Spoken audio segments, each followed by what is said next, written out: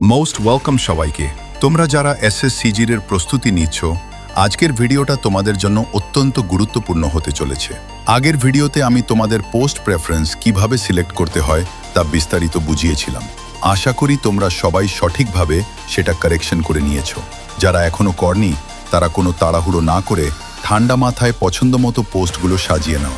যদি কোনো কনফিউশন থাকে চ্যানেলে ওই বিষয়ের ভিডিওটি একবার দেখে নিও।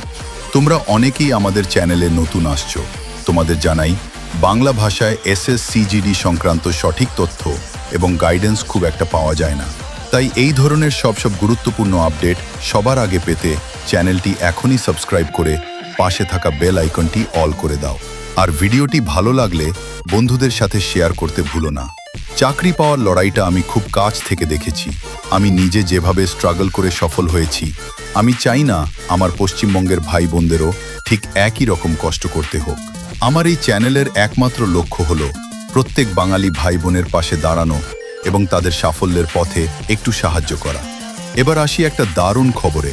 এসএসসির পক্ষ থেকে জানানো হয়েছে যে এখন থেকে ক্যান্ডিডেটরা নিজেরাই নিজেদের এক্সাম ভেন্যু, পরীক্ষার কেন্দ্র এবং শিফট বেছে নেওয়ার সুযোগ পাবে। আগে দূরে সেন্টার পড়লে বা অসময়ে শিফট পড়লে যে সমস্যা হতো সেটা এবার অনেকটাই কমবে। অর্থাৎ এখন পুরো বিষয়টাই তোমাদের হাতের মুঠোয়। তাই নিয়মিত এসএসসির অফিসিয়াল ওয়েবসাইট চেক করতে থাকো। কোনো নতুন আপডেট এলেই আমি তোমাদের ভিডিওর মাধ্যমে জানিয়ে দেব। আজকের আপডেট এইটুকুই। মন দিয়ে পড়াশোনা চালিয়ে যাও, জয় তোমাদের হবেই। দেখা হচ্ছে পরের ভিডিওতে। ধন্যবাদ। জয় হিন্দ।